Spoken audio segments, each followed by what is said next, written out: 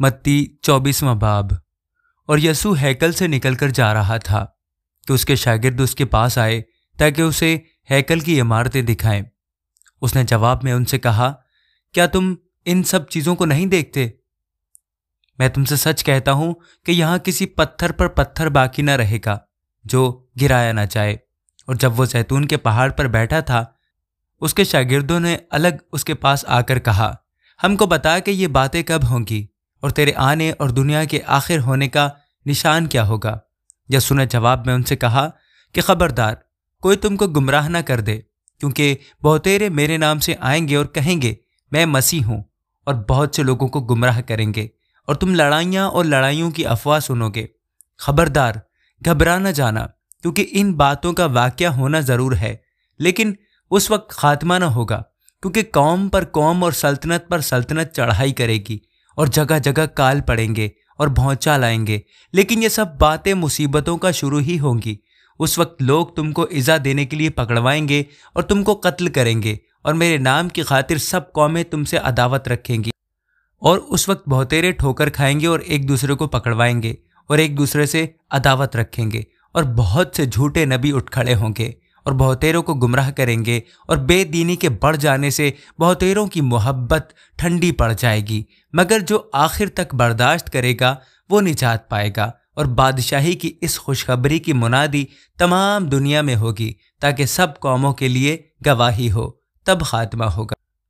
پس جب تم اس اجاڑنے والی مکروہ چیز کو جس کا ذکر دانیل نبی کی معرفت ہوا مقدس مقام پر کھڑا ہوا دیکھو، پڑھنے والا سمجھ لے، تو جو یہودیہ میں ہو وہ پہاڑوں پر بھاگ جائیں، جو کوٹھے پر ہو وہ اپنے گھر کا اسباب لینے کو نیچے نہ اترے، اور جو کھیت میں ہو وہ اپنا کپڑا لینے کو پیچھے نہ لوٹے۔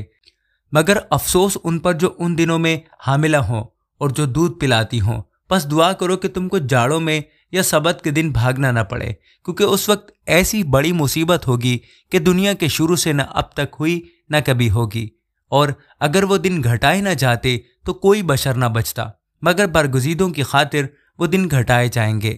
اس وقت اگر کوئی تم سے کہے کہ دیکھو مسیح یہاں ہے یا وہاں ہے، تو یقین نہ کرنا، کیونکہ جھوٹے مسیح اور جھوٹے نبی اٹھ کھڑے ہوں گے اور ایسے بڑے نشان اور عجیب کام دکھائیں گے کہ اگر ممکن ہو تو برگزیدوں کو بھی گمراہ کر لیں۔ دیکھو میں نے پہلے ہی تم سے کہہ دیا ہے۔ پس اگر وہ تم سے کہیں کہ دیکھو وہ بیابان میں ہے تو باہر نہ جانا، یا دیکھو وہ کوٹریوں میں ہے تو یقین نہ کرنا، کیونکہ جیسے بجلی پورب سے کوند کر پچھم تک دکھائی دیتی ہے، ویسے ہی ابن آدم کا آنا ہوگا۔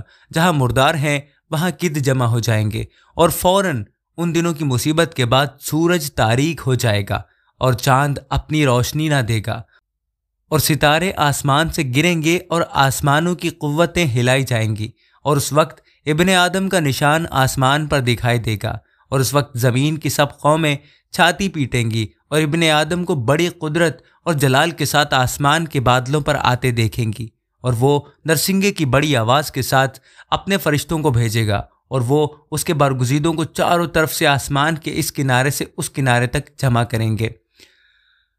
اب انجیر کے درخت سے ایک تمثیل سیکھو۔ جو ہی اس کی ڈالی نرم ہوتی ہے اور پتے نکلتے ہیں، تم جان لیتے ہو کہ گرمی نزدیک ہے۔ اسی طرح جب تم ان سب باتوں کو دیکھو تو جان لو کہ وہ نزدیک ہے، بلکہ دروازے پر ہے۔ میں تم سے سچ کہتا ہوں کہ جب تک یہ سب باتیں نہ ہو لیں، یہ نسل ہرگز تمام نہ ہوگی۔ آسمان اور زمین ٹل جائیں گے، لیکن میری باتیں ہرگز نہ ٹلیں گی۔ لیکن اس دن اور اس گھڑی کی بابت کوئی نہیں جانتا، نہ آسمان کے فرشتے، نہ بیٹا، مگر صرف باپ۔ جیسا نوح کے دنوں میں ہوا ویسا ہی ابن آدم کے آنے کے وقت ہوگا۔